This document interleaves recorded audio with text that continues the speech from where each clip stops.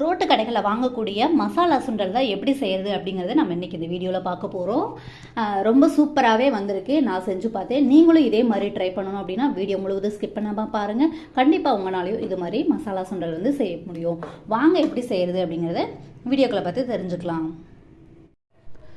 ஒரு குக்கர் எடுத்துக்கோங்க. குக்கரில் ஊற வச்ச சுண்டல் வந்து நம்ம சேர்த்துக்க போகிறோம். இந்த சுண்டல் வந்து கரெக்டாக நான் ஒரு 3 மணி நேரத்துக்கு முன்னாடி சுடு தண்ணியில் வந்து ஊற வச்சுருக்கேன்.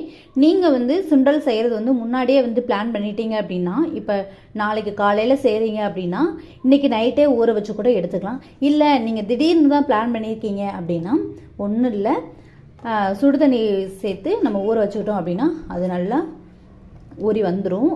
இப்போது நான் வந்து ஒரு 1/4 கிலோ அளவுக்கு சுண்டல் எடுத்து ஊற வச்சுருக்கேன்.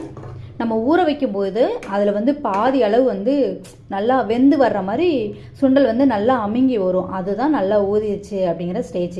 இப்போ நம்ம ஊற வச்ச சுண்டல் எல்லாமே சேர்த்துக்கிட்டாச்சா, அடுத்து கொஞ்சமாக வந்து மஞ்சள் தூள் வந்து சேர்த்துக்கலாம். மஞ்சள் தூள் வந்து ஒரு சிட்டிகை அளவு தான் இருக்கும் பாருங்கள், கொஞ்சமாக தான் சேர்த்துக்கிறேன், அதுவே போதுமானது. அதுக்கப்புறம் ஒரே ஒரு பிரிஞ்சி இலை வந்து சேர்த்துக்கிறேன். இதெல்லாம் வந்து நம்ம சேர்த்துக்கும் போது மசாலா சுண்டல் வந்து நல்ல சூப்பராக நல்ல மணமாக இருக்கும். அதுக்கப்புறம் ஒரே ஒரு பட்டை, கொஞ்சமாக வந்து கசகசா இதை சேர்த்துக்கிறேன். கசகசா வந்து உங்களோட ஆப்ஷன் தான், சேர்த்துக்கிறதும் சேர்த்துக்காததும், ஆனால் பட்டை சேர்த்துக்கோங்க. அதுக்கப்புறம் தனி மிளகாய் தூள், அதாவது வத்தல் பொடி சொல்லுவாங்க இல்லையா, அது வந்து ஒரு 2 ஸ்பூன் வந்து சேர்த்துக்கிடலாம், போதும். இதை வந்து இப்போ தேவையான அளவு ஃபஸ்ட் தண்ணி ஊற்றிக்கலாம். அளவாகவே தண்ணி சேர்த்துக்கோங்க. அதுக்குன்னு ரொம்ப கம்மியாக சேர்த்துறாதீங்க. ரொம்ப அதிகமாக சேர்த்துட்டீங்க அப்படின்னா அந்த தண்ணியை வந்து நம்ம கீழே வடித்து விடுற மாதிரி இருக்கும். அது வேஸ்ட்டாக போயிடும், சத்தையெல்லாம் அதிலே போயிடும். அதனால வந்து நீங்கள் கொஞ்சமாக ஒரு 2 கிளாஸ் 3 கிளாஸ் அளவு மட்டும் தண்ணி சேர்த்துக்கலாம். தேவையான அளவு உப்பு சேர்த்துக்கலாம். உப்பு பார்த்து போடுங்க. இப்போ சுண்டல் வேக வச்சதுக்கு அப்புறமும் உப்பு சேர்த்துக்கலாம். ஒரு சிலர் அப்படி சேர்த்துப்பாங்க. ஆனால் அப்படி சேர்க்கும்போது வந்து உப்பு வந்து நல்ல சுண்டலோட சார்ந்து வராது. இப்போ நம்ம குக்கரில் போடுற பொருள் எல்லாமே போட்டாச்சு. இப்போ மூடி போட்டு மூடி ஒரு 5லேருந்து 6-7 விசில் விடுங்க. நல்ல சுண்டல் வெந்து வந்துடும். இப்போ நம்ம வேக வச்சு எடுத்துகிட்டு வந்துடலாம். விசில் வர்றதுக்குள்ளே நம்ம வந்து இன்க்ரீடியன்ட்ஸ் எல்லாமே ரெடி பண்ணிக்கலாம். நான் ஒரு பெரிய சைஸ் தக்காளி 3 எடுத்திருக்கேன். அதுக்கப்புறம் 2 பச்சை மிளகாய் எடுத்திருக்கேன். ஒரு பல்லாரி வெங்காயம் நல்ல பெரிய சைஸாக 1 எடுத்திருக்கேன். அதுக்கப்புறம் ஒரு கேரட் எடுத்திருக்கேன். கேரட்டை வந்து நல்லா பொடி பொடியாக வந்து துருவி எடுத்துக்கலாம். இதை வந்து தக்காளியும் வெங்காயத்தையும் வந்து எந்த அளவு பொடுசாக கட் பண்ண முடியுமோ அந்த அளவுக்கு வந்து பொடுசாக நறுக்கி எடுத்துக்கணும். தேவையான பொருளாக ரெடி பண்ணியாச்சு.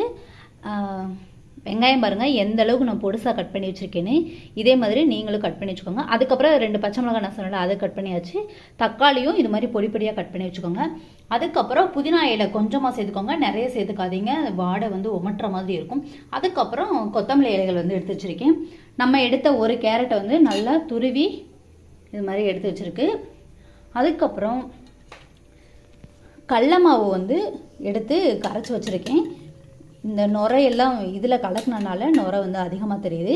இப்போ கடல மாவோட அளவு எப்படி அப்படின்னா, இப்போ 1/4 கிலோ சுண்டல் வந்து நம்ம செய்கிறோமா, அதுக்கு இந்த சைஸு ஸ்பூனில் வந்து 3 ஸ்பூன் அளவுக்கு கடல மாவு எடுத்து இது மாதிரி கட்டிகள் இல்லாமல் நம்ம கலக்கி எடுத்து வச்சுக்கணும். இது சேர்க்கும்போது தான் அது வந்து நம்ம ரோட் சைடு வாங்குகிற அந்த மசாலா சுண்டல் டேஸ்ட் வந்து கண்டிப்பாக கொடுக்கும். இந்த கடல மாவு சேர்த்துக்கும் போது ஒரு சிலர் வந்து கடல மாவு சேர்க்காமல் செய்வாங்க, அப்படியே செய்யலாம், ஆனால் அந்த டேஸ்ட் வந்து கொடுக்காது. இப்போ இது மாதிரி பொருள்கள் எல்லாமே எடுத்து வச்சுக்கோங்க. இப்போ விசில் வந்து அடங்கிடுச்சான்னு பார்ப்போம்.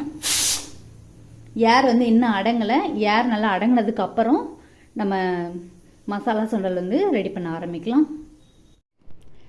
ஏர் நல்லா அடங்கிருச்சு. இப்போ பாருங்கள் எந்த அளவுக்கு தண்ணியோட சுண்டல் இருக்குது அப்படின்னு. நம்ம சேர்த்துக்கிட்ட தண்ணி அப்படியே இருக்குது. இந்த தண்ணியை வந்து நீங்கள் வடிக்காதீங்க. இதிலே நம்ம செய்யும்போது தான் சுண்டல் வந்து நல்ல டேஸ்ட்டு கொடுக்கும். இப்போ இந்த தண்ணி நிறைய இருக்க மாதிரி இருக்கும். நம்ம எல்லாம் ரெடி பண்ணதுக்கப்புறம் ஆட்டோமேட்டிக் வந்து இது வந்து வத்திரும். இப்போ வந்து ஒவ்வொரு இன்க்ரீடியன்ஸாக சேர்த்துக்கலாம். சும்மா ஒரே ஒரு துண்டு மட்டும் இஞ்சி கட் பண்ணி சேர்த்துக்கலாம். அதுக்கப்புறம் கரம் மசாலா வந்து சேர்த்துக்கலாம். உங்ககிட்ட கரம் மசாலா இல்லை அப்படின்னா நீங்கள் வந்து கறி மசாலா பொடி கூட சேர்த்துக்கிடலாம். மிளகாய்த்தூள் வந்து நம்ம அப்போவே சேர்த்துக்கிட்டோம் சுண்டல் வேக வைக்கும் போது. அதுக்கடுத்து இப்போ வந்து தக்காளி பொடி பொடியாக கட் பண்ண, வெங்காயம் பொடி பொடியாக கட் பண்ண, மிளகாய், இந்த 3ஐயும் நம்ம சேர்த்துக்கலாம். நம்ம இதை வந்து தனியாலாம் வதக்க வேண்டியதில்லை, அப்படியே சேர்த்துக்கலாம். இப்போ நெருப்பை வந்து ஹை ஃப்ளேமில் வச்சு இதை வந்து நல்லா கிளறி கொடுக்கலாம். ஒரு சிலர் வந்து சுண்டலை வேக வச்சு தனியாக எடுத்து அதுக்கப்புறம் வந்து தாளிச்சு விட்டு இப்படியெல்லாம் செய்வாங்க. அப்படி செய்யாமல் நீங்கள் இப்படி செஞ்சு பாருங்கள், உண்மையாகவே நல்லா வரும். இப்போ ஆனால் தக்காளி வெங்காயத்தையும் வந்து நல்லா பொடி பொடியாக கட் பண்ணிக்கணும். கேரட் வந்து கொஞ்சமாக நம்ம துருவி எடுத்து வச்சுருக்கோம்ல, அதையும் இது கூட சேர்த்துக்கலாம். சேர்த்துட்டு நல்லா மிக்ஸ் பண்ணிவிடுவோம். நீங்கள் இதை செஞ்சு பார்த்துட்டு உங்களுக்கு எப்படி வந்துச்சு அப்படிங்கிறத கமெண்ட்டில் சொல்லுங்கள். உண்மையாகவே வந்து சூப்பராக வரும். இப்போ இது வந்து காரம் பத்தாது அப்படின்னு நினைக்கிறேன். இப்போ கொஞ்சமாக வந்து தனியாத்தூள் வந்து சேர்த்துக்கலாம். தனியாத்தூள் இல்லை, மிளகாய் பொடி வந்து சேர்த்துக்கலாம். மிளகாய் பொடி சேர்த்து கிண்டியாச்சு. இப்போ இந்த ஸ்டேஜில் வந்து உப்பு பத்தலை அப்படின்னா உப்பு சேர்த்துக்கிடலாம். அதுக்கப்புறம் நம்ம கடலை மாவு வந்து ஒரு 3 ஸ்பூன் எடுத்து கட்டிக்கால் இல்லாமல் கரைச்சி வச்சுருக்கோம்ல, அதையும் வந்து இது கூட சேர்த்து நல்லா கொதிக்க விடுவோம். அதுக்கு முன்னாடி ஃபஸ்ட்டு நல்லா மிக்ஸ் பண்ணி விட்டுக்கலாம். எவ்வளோ தண்ணி இருந்துச்சு, இப்போ இன்க்ரீடியன்ஸ்லாம் சேர்த்ததுக்கப்புறம் பாருங்கள் தண்ணி காணாம போயிடுச்சு, எல்லாம் வத்திடுச்சு.